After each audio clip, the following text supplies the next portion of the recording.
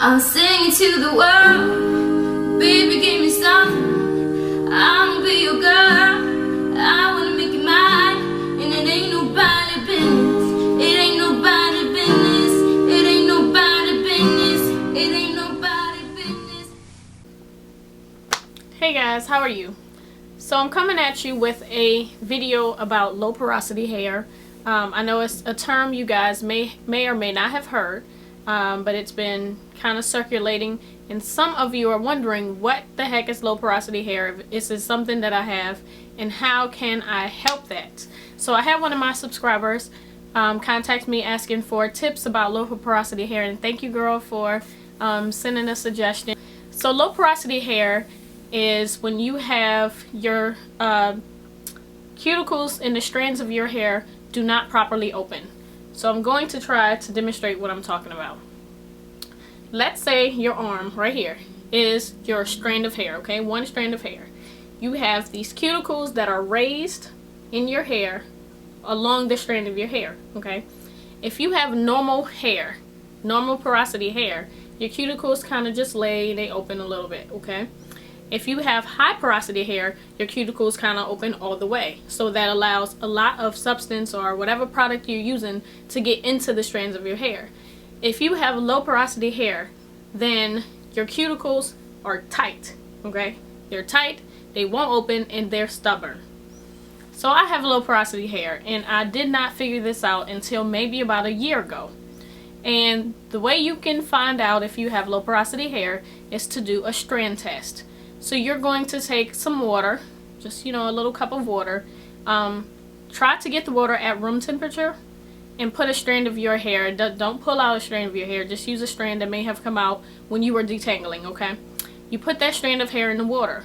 If that hair sits on top of the water, then you most likely have low porosity hair, because what's happening is your cuticles are closed so tightly that the water is not able to penetrate the strands and get inside the cuticles, so it just sits on top. So you know how you wash your hair and you deep condition it, you put your product, your oil to seal in the moisture, your product, and then it seems like 2 hours later your hair is dry as I don't know what. Like you felt like you really didn't do much to it. Well, that's one of the signs of having low porosity hair. Whatever you're putting in your hair is just not able to penetrate into the strands. But there are ways to help this, guys. So I'm going to give you a couple of tips. I'm not an expert. I'm just giving you some of the information that I've read on, and I'm going to also include the links to some of these blogs that I have read to find these tips for my own hair. So tip number one. You know how you've been hearing, probably since you've gone natural, or if you are transitioning, that you need to rinse your hair with cold water so you can allow the cuticles to close back up in a seal. That way your hair won't be all frizzy and things of that nature. Well, if you have low porosity hair, your cuticles are already tightly shut. Rinsing with cool water is not going to help you at all. So you're going to have to most likely wash with warm water, rinse with warm water. It helps to allow your cuticles to open up to receive the product or the conditioner or the shampoo that you are putting into your hair. Tip number two. You are going to, if you want the most benefit from your conditioner or your leave-in conditioner, most likely you're going to need to heat it up. Heat allows things to most likely open, like your pores open when you're heating it and things like that. So heat up your conditioner. Now, let me warn you, please do not boil your conditioner. You don't want to do that. You will burn your scalp, burn yourself pretty badly. So you just need to heat it up. If you have like a bottle warmer around the house, if you have a baby or you recently had a baby, you might have a bottle warmer. You probably could heat your conditioner in that.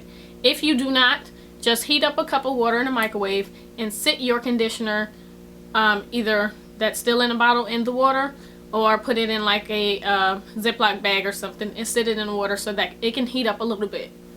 Once it's able to heat up and you put it on your hair, that will allow your hair to be able to accept what you're putting in. Tip number three. If you are going to use a protein treatment in your hair, you are going to need to look for a certain type of protein to use in your hair, okay?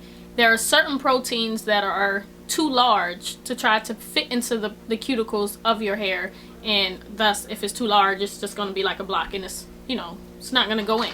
So you need to look for a certain type of protein. The type that you would need to look for in the ingredients on the back of your conditioner or whatever treatment you're using would be either silk, wheat, or hydrolyzed protein. So try to get products that has that type of protein included in it. Some of your conditioners, some of your styling products also have protein in it. So just try to check the ingredients. I'm not saying, you know, become obsessive over what you're putting in your hair, but just try to be more mindful of some of the protein and some of the ingredients that you are putting into your hair. There are some animal proteins, there are some corn proteins. Those are too large to try to fit into the cuticles of your hair. You're already kind of combating having really tight closed cuticles, so try to use things that's going to help penetrate. Tip number 4. I have read somewhere, and I cannot find it now, but I will try to find it for you guys, that using a rinse in your hair will help allow your strands and your cuticles to open up enough for you to receive the product that you want to put in, thus making your hair more softer, more moisturized, and looks healthier because of the darker color. I'm not saying don't dye your hair. That is your personal preference. I'm just telling you what I read, okay? So this is the one that I've personally tried myself. I bought this, I think it's called Bijan semi-permanent hair color, okay? I didn't want a permanent because, you know, I don't want this to last forever, but it seems to work for me. The reason why I picked this one is because it's a gentle oil-rich formula, and it has honey, beeswax, and sunflower. So I tried to find a dye or rinse that, you know, included some of the ingredients that I like already. So you can find one that you like, your personal preference, if you decide to use this tip. And I actually put this in my hair maybe 6 months ago, and I have seen a difference. My hair does accept more of the products that I'm putting in. My hair is a lot softer after I wash it or I do a deep condition, so it does seem to have helped me. Tip number 5. One of the blogs that I read also suggested, again, these are all suggestions, that try a couple of drops of Castile soap in your shampoo, okay? Castile soap has whatever properties needed to help lift the cuticles in your hair. Again, I'm not an expert, so I'm just giving you what I remember off the top of my head. So the couple of drops of Castile soap. Now you can find Castile soap in like Walmart or Target, and they actually have it by some like just the soap products. I think, I can't remember the brand, but they do have like little small bottles. I think Target has it because I bought one, but I haven't tried it yet. But if you put only a few drops, maybe 1 or 2 small drops in your shampoo, then it should help you be able to allow, you know, the product and things to penetrate your hair. Tip number 6, and this is my final tip for you guys, okay? Now, what you probably need to do after you wash your hair, allow it to dry a little bit, okay? A lot of times when your hair is soaking wet, your strands are already full of water, and it's not going to allow any other product to penetrate your strands, okay? So you need to allow your hair to dry a little bit so that it can accept and has room to accept the product, the styling product that you want to use, you know, when you're doing your twist outs, braid outs, or bantu knots, or whatever it is that you're going to do. So using the product on damp hair versus soaking wet hair will be more beneficial. That's all my tips for you. I hope this has helped. I know it can be a struggle trying to figure out, you know, your hair, and it's a lot of work. It really is a lot of work, but I want to be able to share with you guys what I've learned and hope that helps in the process.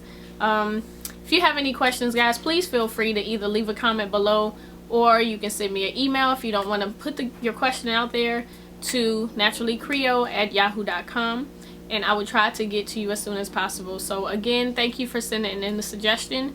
If you guys have any more suggestions on videos that you would like me to do, again, leave that in the description box below.